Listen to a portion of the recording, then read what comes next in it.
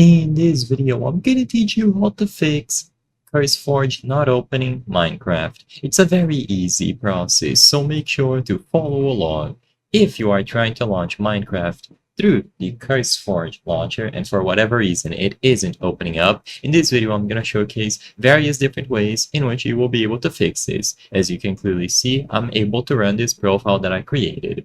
So, to start, one of the simplest fixes available is to open CurseForge, click on the Minecraft icon, and then click on these three dots at the right side of your specific profile.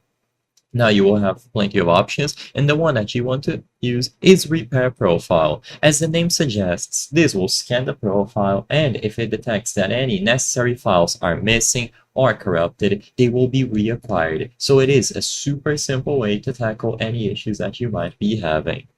Now, if this still does not fix your issue, then what I recommend is to check the latest version of Java that you have installed. So go over to java.com and download the latest release available of Java. Since Java is critical for Minecraft to run properly, if you don't have it up to date, good to go, you will encounter problems while trying to run it. So always update it as needed.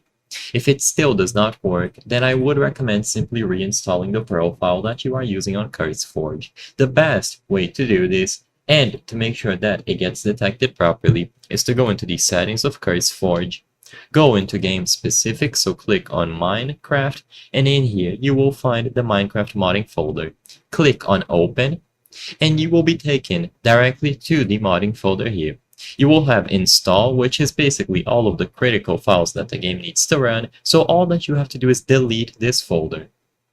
Now, I'm not going to do it for the purposes of this video, but if you were to delete this and then you restart CurseForge, the next time that you open it up, this profile would be reacquired. So just let it download Minecraft from scratch, and usually this will fix all of the issues that you have attributed to it. Then you can log into your account again and you will be good to go.